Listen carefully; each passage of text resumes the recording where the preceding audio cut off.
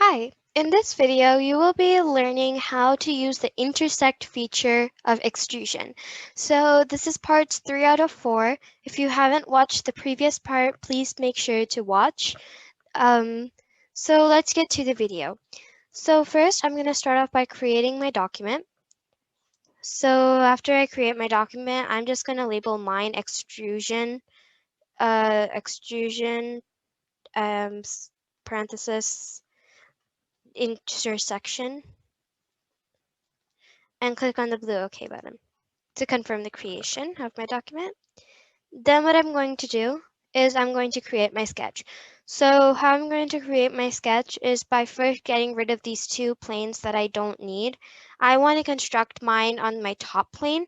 So what I'm going to do is I'm going to come to the Features tab and hover over the planes that I want to not make visible. And when I hover over, an eye symbol should come up, and I'm just going to click on it to make it invisible.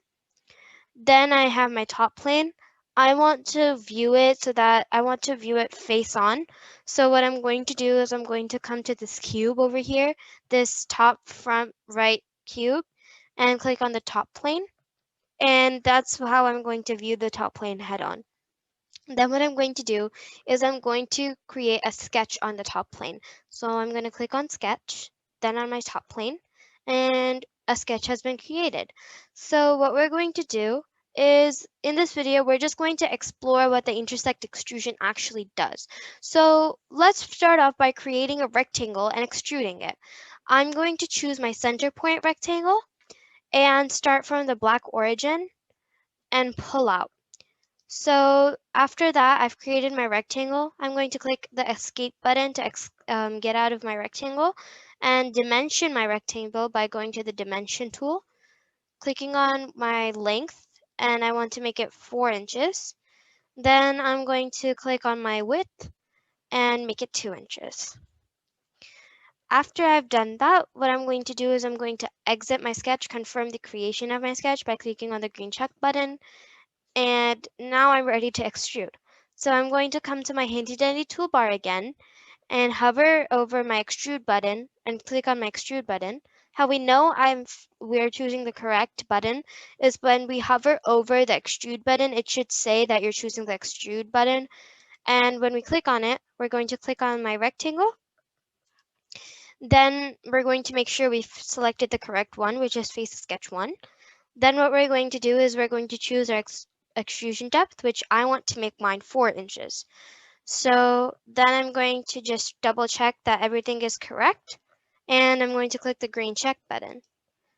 After that, I want to make sure that my extrusion has actually been done. So I'm going to come to the camera and render options, click on it and go to isometric view, and the extrusion has been successfully completed. So then I'm going to come back to top view, and I want to make another sketch. So I'm going to sketch another Eclipse. So I'm going to click on the sketch button, click on the top face.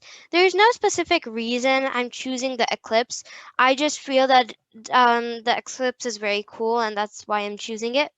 So I'm going to go and click on the, actually it should be a center point circle, should be your normal option. I'm just going to click on the drop down next to it and click on Eclipse. And then what I'm going to do is I'm going to start off by selecting a point on where I want my center point of the eclipse to be. And then I'm going to expand and go to where I want how far I want my radius to be. I want mine to be about to the origin. So I'm just going to put it there. And then you can pull it out to make it as wide as you want. I want mine to be as wide as my rectangle. So I'm just going to click there. To make sure that I have the correct dimensions, I'm going to click escape and go to the dimension tool.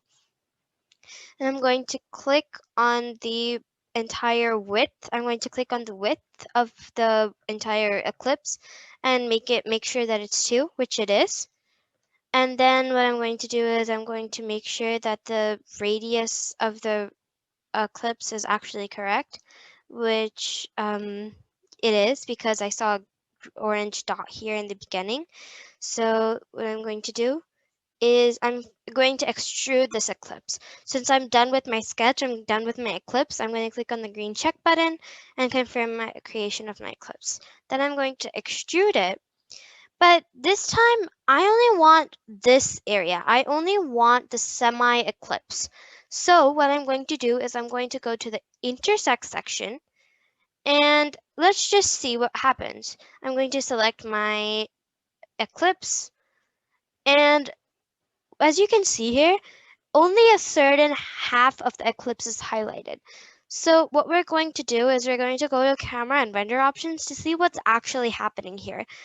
When we go to the isometric view, it's only counting the area that is shared between the rectangle and the eclipse, which is this semicircle extrusion.